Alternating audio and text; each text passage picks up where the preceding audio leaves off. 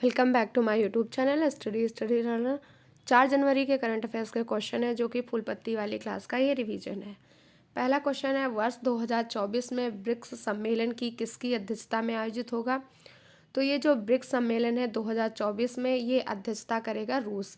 Argentina ने इसका सदस्य बनने से इनकार कर दिया है और ब्रिक्स में अभी वर्तमान में 10 सदस्य देश हैं और इसका नारा है समान वैश्विक विकास, ये इसका नारा है। तो 2024 का कौन सम्मेलन करेगा अध्यक्षता? तो रूस हो जाएगा क्योंकि अर्जेंटीना ने मना कर दिया है।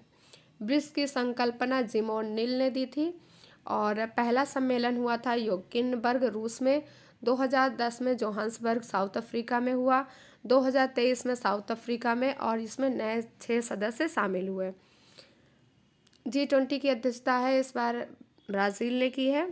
G20 की अध्यक्षता है जो ब्राज़ील करेगा और COP28 की है जो UAE में हुई है और जो G20 की भी 2023 वाली है वो भारत ने की थी।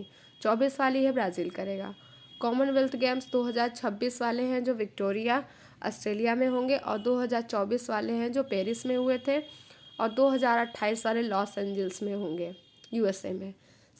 संघाई सहयोग संगठन की अध्यक्षता किसने की है? तो संघाई सहयोग संगठन की अध्यक्षता इस बार इंडिया ने की है 2023 वाली।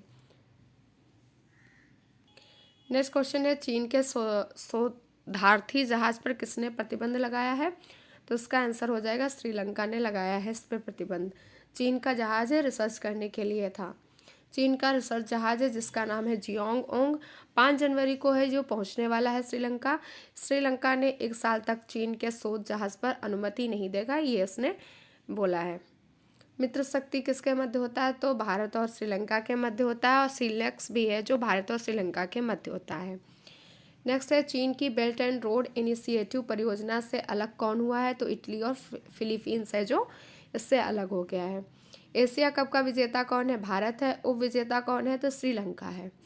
ICC हॉल ऑफ फेम में शामिल डी सिल्वा खिलाड़ी हैं जो कहाँ के हैं? तो श्रीलंका के हैं डी सिल्वा। एजोला मैथ्यूज से टाइम आउट होने वाले पहले खिलाड़ी बन गए हैं, श्रीलंका के हैं। क्वेश्चन नंबर 3 है, यूरोपीय निवेश बैंक के अध्यक्ष बनने वाली पहली महिला कौन है? तो यूरोपीय निवेश की अध्यक्ष बनने वाली पहली महिला है नादिया कैल्विनो। नादिया कैल्विनो है जो यूरोपीय निवेश बैंक की अध्यक्ष बनने वाली पहली महिला है।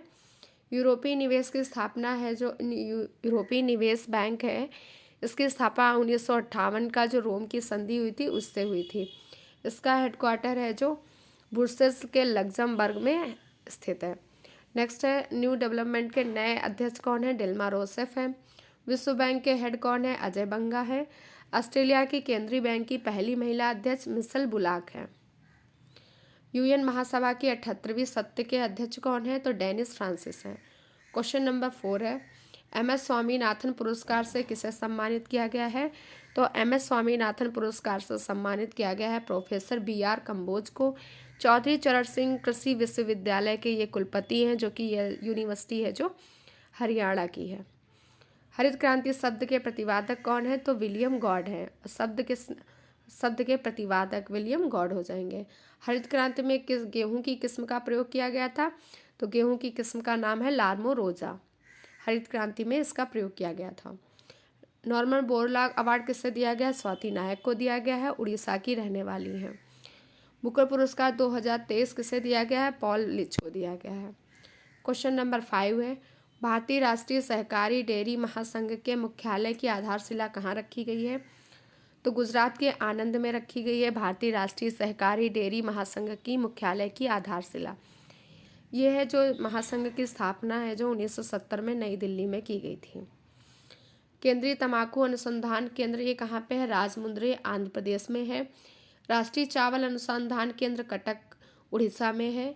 केंद्रीय आलू अनुसंधान केंद्र शिमला में है। राष्ट्रीय डेयरी अनुसंधान केंद्र करनाल हरियाणा में है। क्वेश्चन नंबर 6 है, PM विश्वकर्मा योजना लागू करने वाला पहला केंद्र शासित प्रदेश कौन सा है? तो पहला UT जिसने है जो PM विश्वकर्मा योजना लागू की है वो है जम्मू कश्मीर। PM विश्वकर्मा के बारे में है, इसको है PM विश्वकर्मा योजना 17 सितंबर 2023 को विश्वकर्मा की जयंती पर लॉन्च की गई थी। इस योजना को ये है योजना जो शिल्पकार होते हैं, बुनकर हैं, उनको प्रशिक्षण देने के लिए स्टार्ट की गई है। आरोग्य श्री योजना है, तेलंगाना में स्टार्ट की गई है। अमृत वृक्ष आंदोलन का संबंध असम से है। और अमृत धरोहर योजना है, इसके तहत 75 रामसर साइट के संरक्षण के लिए है। शिल्प वेद के रचयिता कौन है? तो विश्वकर्मा है जो शिल्प वेद के रचयिता हैं। क्वेश्चन नंबर 7 है, PLI मंजूरी प्राप्त करने वाली पहली भारतीय ईवी कंपनी कौन सी है? तो PLI मंजूरी प्राप्त करने वाली पहली ईवी कंपनी है ओला इलेक्ट्रिक। इसमें है जो 15,000 से 18,000 रुपये का फ़ायदा होगा प्रति यूनिट पर। इसमें नरेगा की स्थापना है, जो नरेगा का एक्ट है 2005 का एक्ट है। लागू हुआ नरेगा 2 फरवरी 2006 से और नरेगा से मनरेगा नाम हुआ 2 अक्टूबर 2009 से। निर्धनता का दुष्चक्र की अवधारणा किसने दी थी? तो नरकसे ने दी। कलकत्ता में भारतीय सांख्यिकी संस्थान की स्थापना किसने की थी? तो PC महालनोबिस ने की थी, दूसरी पंचवर्षीय योजना में की थी। संविधान सभा ने राष्ट्रगान कब अपनाया? राष्ट्रगान अपनाया 24 जनवरी 1950 को और राष्ट्रीय ध्वज अपनाया 22 जुलाई 1947 को। क्वेश्चन नंबर 8 है, ई-कॉमर्स ऐप ओपडोर किसने लॉन्च किया है? तो ओपडोर लॉन्च किया है बिन्नी बंसल ने। और ये जो ऐप है सुझाव देने के लिए, कोई भी उत्पाद है उसके बारे में सुझाव देने के लिए इसको स्टार्ट किया है बिन्नी बंसल ने।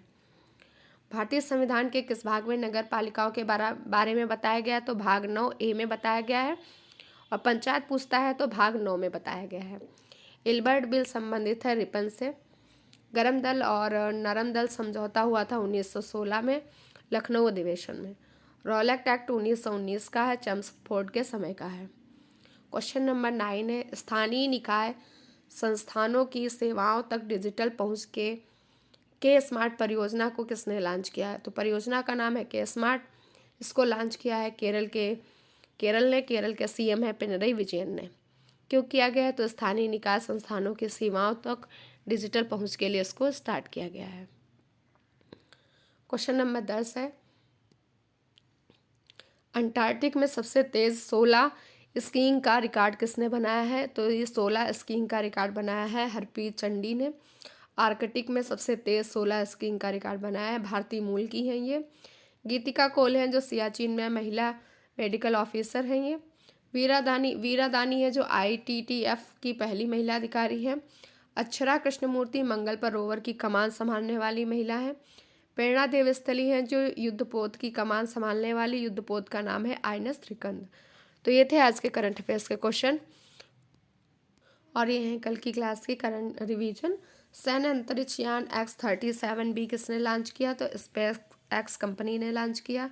दुनिया का सबसे बड़ा 18 मिलियन टन लिथियम भंडार कहाँ मिला है? तो USA में मिला है। भारत में पूछता है तो जम्मू कश्मीर करिएगा। किस देश की रानी मार्गरेट द्वितीय ने 52 साल बाद अपने पद से त्यागपत्र देने की घोषणा की है? तो ये डेनमार्क की महारानी है। भारत के लेह लद्दाख में किस देश के लैमडोंग शहर के साथ ऐतिहासिक, सांस्कृतिक और पर्यटन समझौता किया है? तो ये वियतनाम के साथ किया है। प्रतिवर्ष पारिवारिक दिवस कब मनाया जाता है? तो 1 जनवरी को मनाया जाता है पारिवारिक दिवस। फेलिक्स त्स्कैदी किस देश के राष्ट्रपति चुने गए हैं? तो ये जायरे के राष्ट्रपति चुने गए हैं। इंटरऑपरेबल क्रिमिनल सिस्टम के उपयोग में शीर्ष राज्य कौन सा है? तो यूपी पहले नंबर पर है, MP सेकंड पे है, बिहार थर्ड पे है। किस देश की ब्रिटाइश चैबेट महिलाओं की 5 किलोमीटर दौड़ का विश्व रिकॉर्ड तोड़ा है? तो ये केन्या की है, 14 मिनट 13 सेकेंड में रिकॉर्ड तोड़ा है। किस देश की पावर एंड ग्रिड कारपोरेशन के अध्यक्ष और निदेशक पद पर किसे नियुक्त किया गया है? तो नियुक्त किया गया है रविंद्र कुमार त्यागी को पावर एंड ग्रिड कारपोरेशन के अध्यक्ष और निदेशक पद पर। नेक्स्ट क्वेश्चन है, किस देश में आए 7.6 तीव्रता के भूकंप ने तबाही मचाई? तो जापान में इशिकावा प्रांत है, नाटो प्रायद्वीप, यहाँ पे भूकंप आया है, उसकी तीव्रता 7.6 थी। तो ये थे आज के करंट अफेयर्स के क्वेश्चन और कल की क्लास के रिवीजन क्वेश्चन। अगर आपको क्लास पसंद आए तो लाइक से सब्सक्राइब जरूर करिएगा।